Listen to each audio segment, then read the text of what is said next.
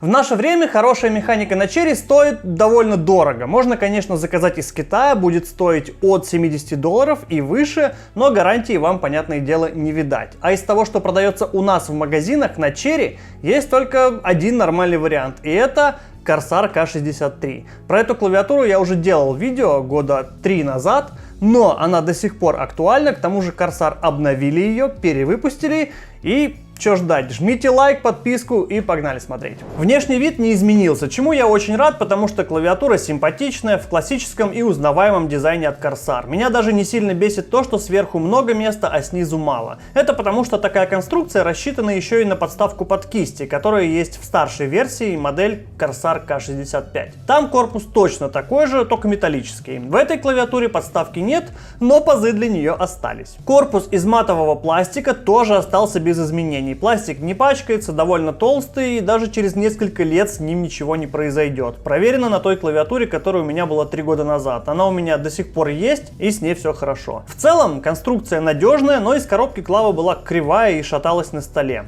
Я поравнял, однако видно, что делали на совесть. Клавиатура постоянно хочет вернуться в изначально кривое состояние. Но в отзывах я видел, что не только мне такая приехала, так что будьте внимательнее. Кроме того, так как это скелетон, у которого есть верхняя крышка, то эта самая крышка немного хрустит, если клавиатуру скручивать. Я когда равнял, то это и заметил. Понятное дело, что проверка на скручивание это наш с вами локальный мем, и смысла в этом никакого нет, но тем не менее это кое-что говорит про сборку. Хотя в остальном по сборке все окей. Раскладка стандартная для Corsair, F-ки на пол кнопки уехали влево, но это не проблема вообще, уж поверьте человеку, у которого в CSGO меню покупки не на B, а на F1. В остальном же все как всегда, длинные шифты, одноэтажный Enter, кейкапы тоже стандартные из ABS пластика. Переключатели уже легендарные красные Cherry, это просто нестареющая классика, мягкий ход, без щелчка, быстрый и достаточно тихий, как для механики. До упора ход 4 мм, до срабатывания 2, сила нажатия 45 граммов. Стабы, к сожалению, не обновились. Вот вам звук пробела.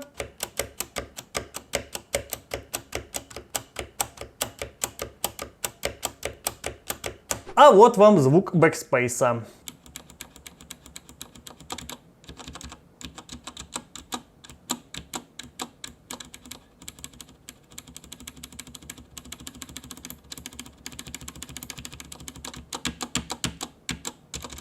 Тут, конечно, явно какой-то брак, но в этом и прелесть Corsair, что они продаются официально. Если вы такое обнаружите у себя, то вам клавиатуру поменяют.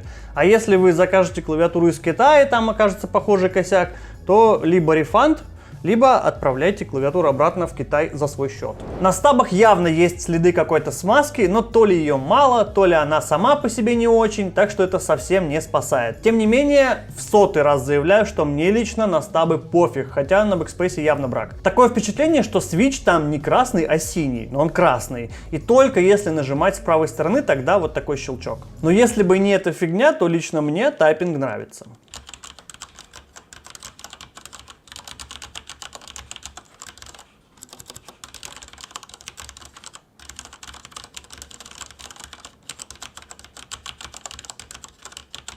Сверху слева кнопки переключения треков, которыми я лично не пользовался никогда. Но если вы слушаете музыку на ПК с какого-нибудь iTunes, то они отлично работают. Правда, зачем вам кнопки, которыми вы не пользуетесь? Я лично на них поставил полезные функции, например, запуск Steam. К тому же, если вы переназначите кнопку, то можно одновременно оставить и ее дефолтное значение. Так что у меня на кнопке стоп не только запуск Steam, но и стоп музыки. Ну а чё, нафига музыка-то, если я играть собрался? В общем, чудить тут можно как хотите. Если левые кнопки рекомендую поменять на что-то полезное, то правые нужны. Громкость, мут, подсветка, игровой режим, этими функциями я пользуюсь. Яркость подсветки вроде бы и нефиг трогать, но тут она очень яркая, даже слишком, так что я подстраиваю ее себе под настроение. Провод тоже остался без изменений, тонкий, жестковат, без оплетки. Стандартный провод не мешает и хорошо. Ну а что изменилось-то, спросите вы?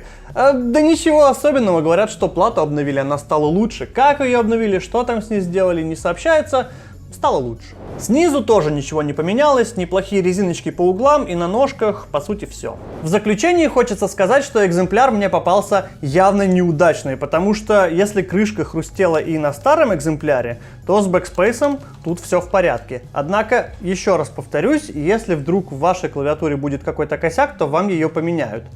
Если же не смотреть на брак, то за свою цену в 80 долларов клавиатура очень даже огонь и все еще конкурентоспособна. И у нас, кстати, она стоит меньше 80 долларов почему-то, но я этому только рад. Вам, конечно, может показаться, что я слишком защищаю эту клавиатуру, но, во-первых, вот, лежит точно такая же клавиатура, только на 3 года старше, и с ней вообще никаких проблем. Во-вторых, давние мои зрители знают, что я просто люблю Corsair. Ну, вот нравятся они мне. И одной из причин, кстати, является то, что я могу в любом своем обзоре сказать: Corsair, вот тут говна наворотили. И они не будут строить из себя обиженных, они просто исправят это, а мне скажут спасибо. Вам же спасибо огромное за просмотр, ставьте лайки. И если вы ищете недорогую, хорошую клавиатуру на Cherry, то посмотрите на Corsair K63. Цена вкусная.